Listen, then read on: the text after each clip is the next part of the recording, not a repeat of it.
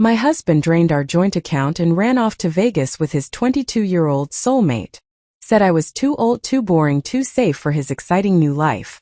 I just smiled and said, "Good luck." By the time he realized what I'd done, it was already too late. I was standing at the checkout, unloading a jar of olives and a tub of ricotta, when the message came through. No thunder, no lightning, just the dull little buzz of my phone, like the universe tapping me on the shoulder to remind me things can actually get worse. I left for Vegas with Ashley. She's 22. You're too boring, too old, and just too safe for my new life. It's over. I emptied the account. Consider it payback for years of boredom. You'll be fine. You always land on your feet. Touching. Practically a Hallmark card. All it was missing was a smiley face. For a second I couldn't breathe. Not from pain, more like my body just refused to believe what my eyes were reading. My heart was thudding somewhere in my throat. My ears rang. I stared at the screen like that would make the words rearrange themselves, or disappear. "Card's not going through," said the cashier. "Want to try again?" I blinked. Tried again. Then again. Surprise, he wasn't lying. He took every last cent clean. I looked at the cashier and to my own surprise smiled. Looks like my husband decided he needed it more than I did. She frowned. I turned and walked out, leaving the ricotta and olives behind like a breakup with no hard feelings. Outside, it smelled like wet pavement and whatever sticky stuff those blooming trees put in the air. I used to love spring. Today it felt like a punchline. So dramatic, that text. Took him a while to write it, I bet. Probably enjoyed himself. He gets to be the flashy villain, and I'm just a convenient backdrop for his little reinvention tour. He thought I'd cry. Call him. Beg for closure. I got in my car. Typed, "Good luck, Michael," and hit send.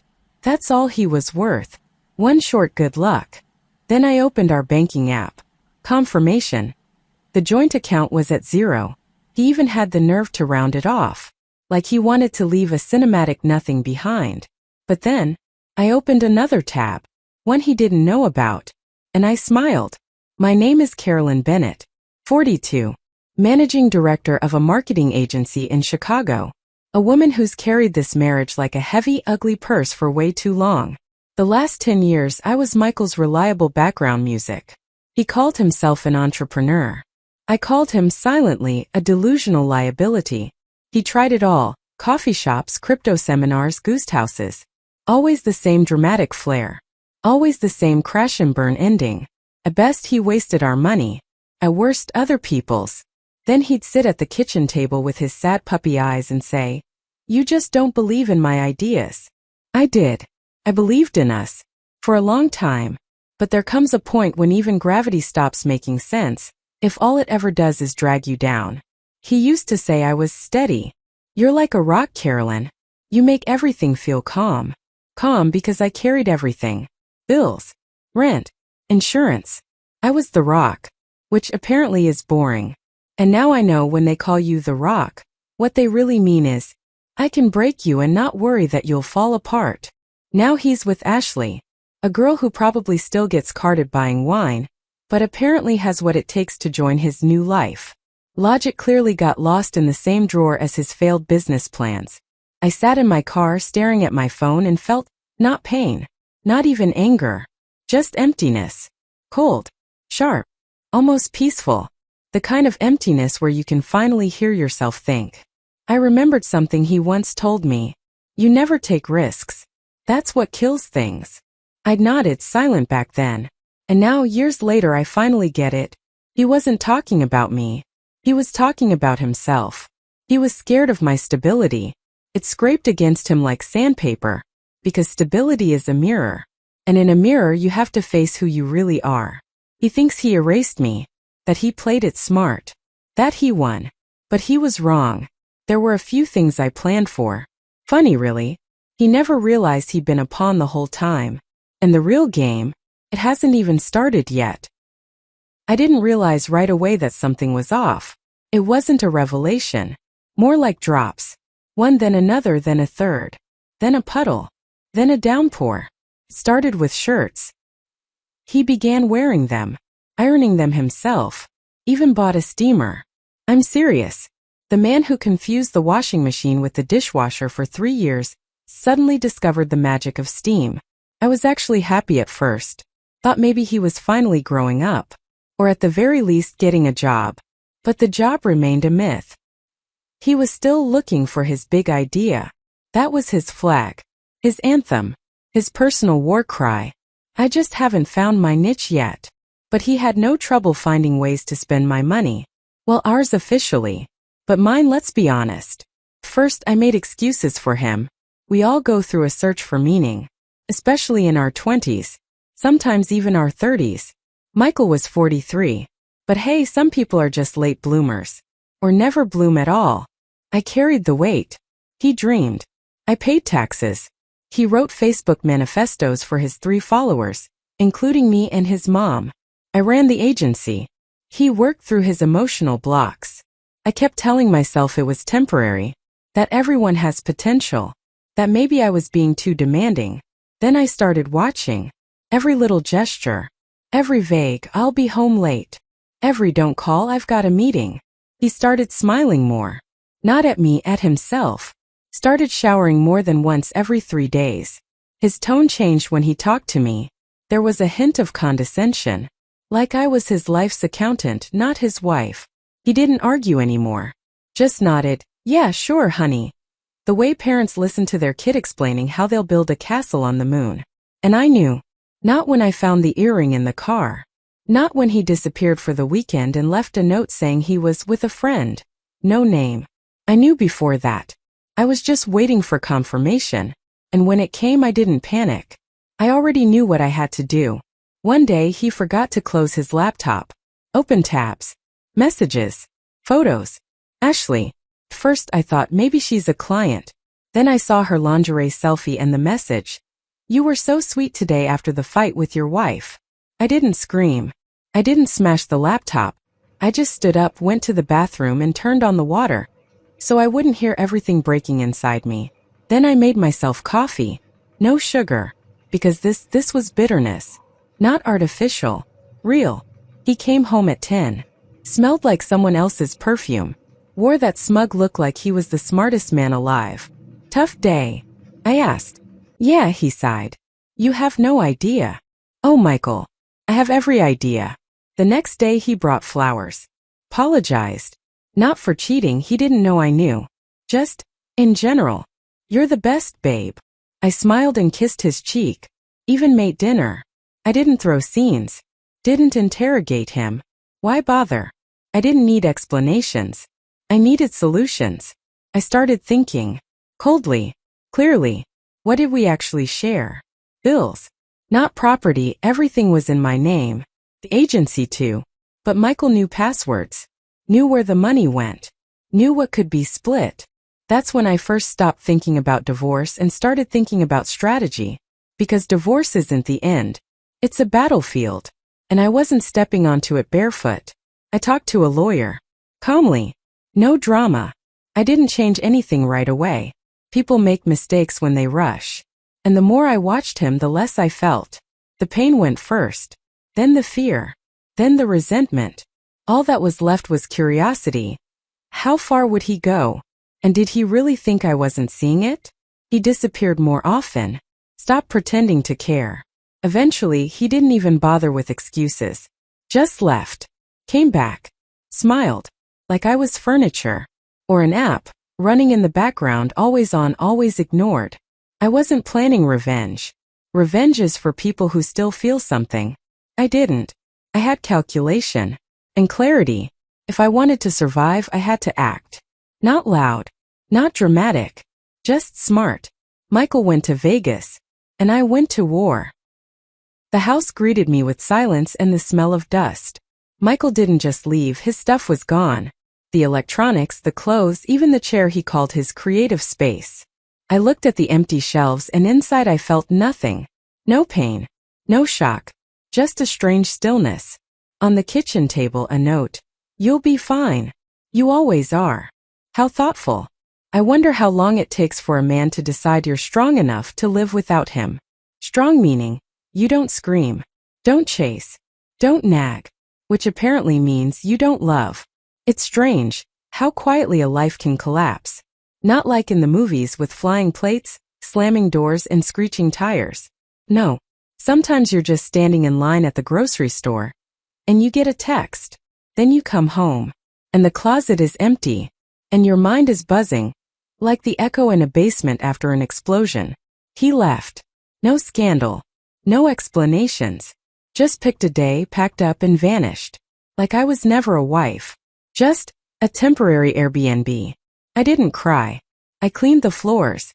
Seriously, he left, and I started scrubbing the kitchen like I could wipe him out of my life with the grease on the stove. That was my coping mechanism. Don't think. Do. Calculate. Write it off. Even in heartbreak, I was an accountant.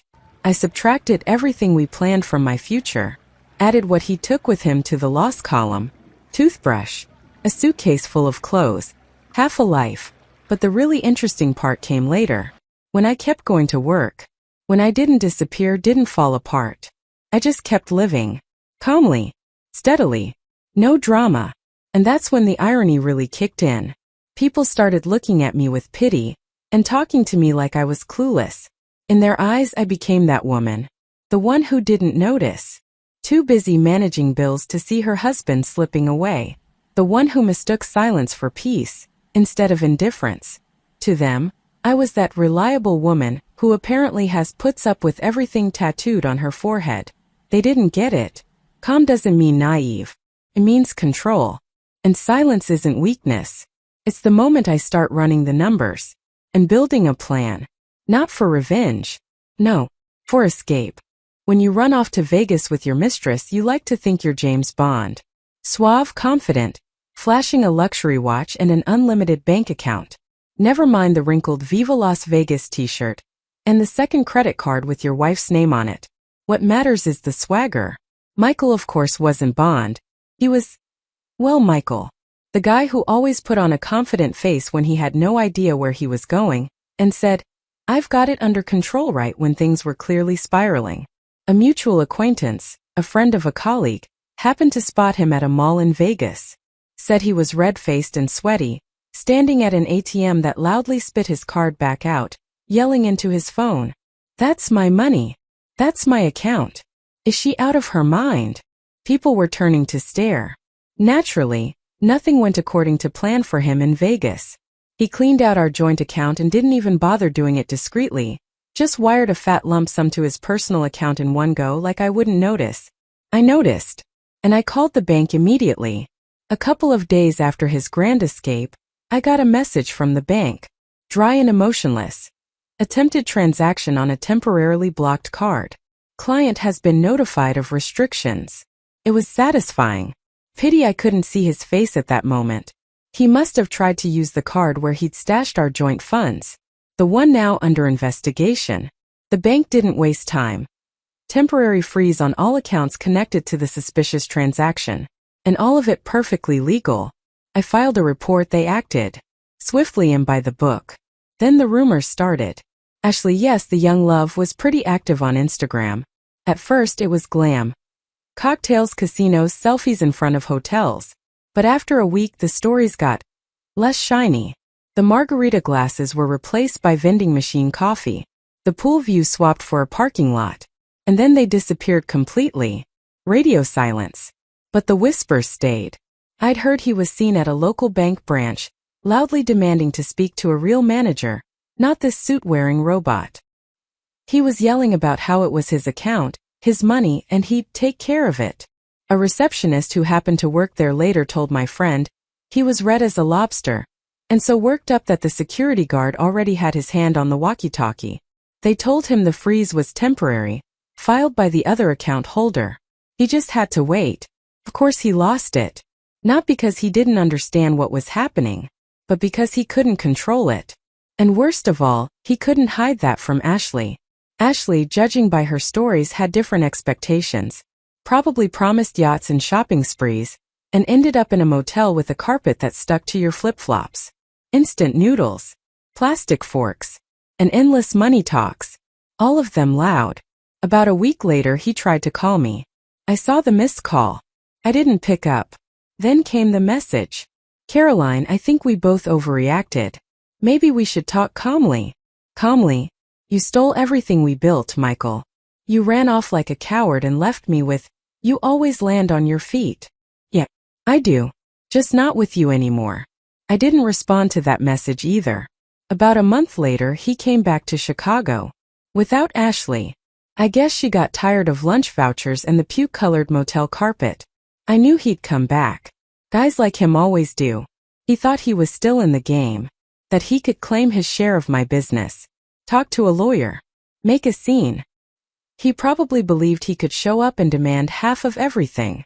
That I'd foot the bill for his new life, the rentals, the resorts, the parties with girls. But when he tried to make a deal, they told him, there's no share in this business under your name. All documents are with the notary. Would you like a copy? My business had always been mine. I built the agency from the ground up, worked nights, managed clients, grew the team. Michael never spent a day in marketing. He was always finding inspiration and knew how to turn on the coffee machine. That's about it. But he was my husband, which meant that in a divorce, he could have tried to claim a share as marital property. Unfortunately for him, the law isn't always about fairness. So I prepared in advance. First, I opened a personal account in my name. All major transfers went through it, office rent, employee salaries, taxes, everything tied to the agency. Then came the paperwork. I gave Jenny, my assistant, legal power of attorney. She knew me better than Michael ever did. We'd worked together for 6 years. She'd seen me build the agency from scratch, working late on presentations while Michael doodled logos for his revolutionary water delivery app. We signed an agreement, part of the assets legally under her name but effectively under my control. All through a lawyer. Not because I didn't trust her, but because I'd learned to document trust. Next, intellectual property. For years, I wrote articles, taught courses, created brand strategy templates. All quietly sitting in the cloud, bringing steady income. Michael called it, your little side gig. Meanwhile, it was all copyrighted work. I registered it under my name. Michael could scream all he wanted about his contributions. But my name was on every document. Always. He showed up at the office. New nameplate on the door. JT Creative. Director J. Thompson. Yeah, that Jenny Thompson, the one he once called a four-eyed little mouse. Turns out the mouse has claws. He tried the door. Locked. Stood there for a bit. Then sat on the bench across the street. And me? I was at the cafe across the road. Sipping a cappuccino. Watching him like a ghost from a badly written past. Wrinkled shirt. Dead eyes. He looked vacant. Not even an enemy, just a blank space. 2 days later, I got a message from him. Caroline, let's not fight. We don't have to be enemies. I made mistakes. So did you. Let's start over. No, Michael. I didn't make mistakes. You thought I'd scream, cry, chase after you? Nah. I just signed the papers. Handed things over. Closed the door. You always said I was too rational. Said I lacked passion. That I didn't know how to give in to feelings. You were right. I don't give in. I plan. I act. And I walk away. Later, he tried reaching out to Jenny, playing the co-owner card. Told her we could talk it out like adults. She sent me the screenshot. Caroline acted impulsively. I'm not holding a grudge. But business is business. We need to talk. We laughed. For like 5 minutes straight. A few days later, he messaged her again. Tell your boss she'll regret this. She showed it to me, shaking her head. He's trying to threaten us, she said. Caroline, I mediated my mom's divorce with my stepdad. I could manage a nuclear launch. This isn't a threat. It's a comedy set. I smiled. I didn't do anything illegal. I'd simply cleaned up. Took what was mine. He chose to leave, fine. But not with my things. Not with my money. Then the calls started. From him. His mother. His friends. Caroline, come on. He made a mistake, but we're talking about money. He's your husband. You were together for 10 years. He contributed ideas. He deserves something. You could have just split everything fairly. Sure. Like he fairly emptied our joint account? We had a house. Not a mansion but cozy. I didn't touch it. Why bother? Let him keep it. With the mortgage, the broken dishwasher, and the stale memories of old happiness. That house was his anchor. It was never mine. He thought he struck first. Thought draining the account would leave me lost. But I'd stopped playing his game a long time ago. By the time he took the money, I no longer needed it. By the time he vanished, I'd already made space. By the time he betrayed me, I'd already stepped out of his shadow. He was just late, as always. And honestly, there's something deeply satisfying in that. Not revenge. Not rage. Just the quiet knowledge that he thinks he burned my world down, but never even touched it. He found out about the court ruling before I did.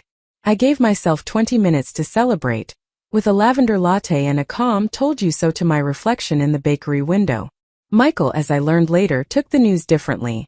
He threw a mug at the wall, smashed the TV screen, and screamed into the phone like yelling at your lawyer might somehow change the law. He had big plans. He wanted half of everything. He wanted compensation, respect, bows, and ideally me in ashes while he raised a glass. The court gave him exactly nothing. Except the house, which I offered myself, because I didn't want the memory of him clinging to my walls. Michael lost. And that very night, while he sat in the kitchen surrounded by court papers, cold pizza crusts, and the smell of self-pity, he hatched a plan. He didn't just want revenge. He wanted to destroy. Not kill, but erase everything I'd built, burn my name until it crunched beneath his old boots, the ones he bought before Ashley walked out, taking the shampoo and what little was left of his dignity. I didn't know it all at once. Of course not. The really good hits always come from behind. It started with a client. Polite, almost too polite. A young eco-startup founder. Perfect for our campaign. He spoke the lingo, understood metrics, pitched a reasonable budget. Said his name was Alex Rivers, and dropped corporate buzzwords like he'd grown up in a cubicle. He wanted us to promote his platform. He wanted me to oversee it personally. The team fell for him. Catherine, my best copywriter, called him a dream client. Max, our designer, suddenly started showing up on time. On calls, Alex was charming. His follow-up emails came faster than I could say synergy. And it would have all been fine if it weren't for that feeling. That too perfect feeling. Like he didn't just want to work with us, he really wanted to be liked. Like every word he said had been rehearsed.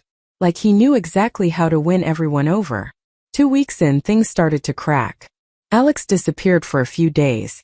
Came back with apologies and revisions that contradicted everything we'd already approved. Then he claimed the team was moving too slowly and started sending moody emails. Not just to me, he looped in the whole agency. Catherine and Max got nervous. He started showing up unannounced, nitpicking interns questioning my decisions out loud. And then boom, a LinkedIn post. A rage-fueled rant accusing my agency of missing deadlines, distorting his brand, and me personally of unprofessional behavior, lying to the client and blaming my team. It blew up. Hundreds of shares. And the comment section, oh, the trolls who hate women in charge had themselves a feast. While I was busy putting out that PR dumpster fire, the real rot had already started. Catherine came to me the next day, face like stone, and said she was tired of being a pawn for my whims. Max muttered something about too many decisions happening behind the scenes. One by one they started to drift. Alex, as it turned out, had wormed his way in not just as a client, but as a confidant, telling them I was too harsh, that they weren't appreciated, that he wanted to help them grow, feeding them lies while I fought media flames. And then it ended. Called in legal. We went through the files. No signed contract with Alex Rivers. Just emails. No signature, no legal entity. None of us had checked his company because really, who does that when the guy talks the talk and pays on time?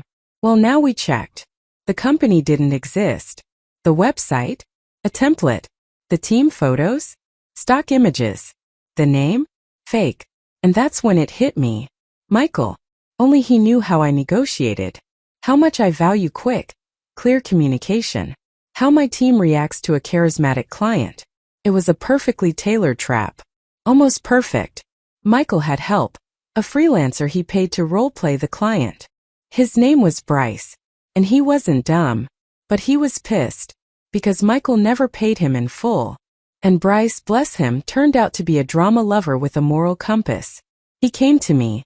With emails. Recordings. Receipts. And oh, I made it beautiful. a press release with facts, an interview with Bryce, screenshots of conversations, and the cherry on top, an open letter on an industry blog. I didn't name names, but I spelled out the scheme so clearly everyone knew. I wrote, when a man can't destroy a woman directly, he tries to poison the air around her. But even poison loses power once its formula is exposed. The next morning, the team came to my office. No words. Max set a coffee on my desk. Catherine dropped a printout of Alex's fake profile, terminated. I nodded. No apologies needed. Balance restored. And Michael? He got the house. And a pile of debt. And a defamation lawsuit. And a tabloid article that read, ex-husband of businesswoman Carolyn Bennett caught faking a client to ruin her career. Ends up alone and exposed. Last I saw, he was getting kicked out of a co-working space where he tried to pitch his post-divorce consulting platform for men. I didn't feel victorious. It wasn't sweet revenge. It was balance. A world where snakes crawl back into their holes. Where you breathe in, and the air is finally clean. And me? I stood tall. Because I knew how. And because I decided no one's taking my name, my voice, my business. Or me. Sometimes I still wonder. Did I go too far? Maybe I should have just walked away quietly. No blocks, no banking acrobatics. Maybe I overdid it. Or maybe I didn't do enough. I wasn't seeking revenge. I just refused to be the victim. But hey, maybe I'm wrong. Tell me honestly. Did I do the right thing? And what would you have done? Maybe you've been through something like this. Tell me, what did you do? Subscribe.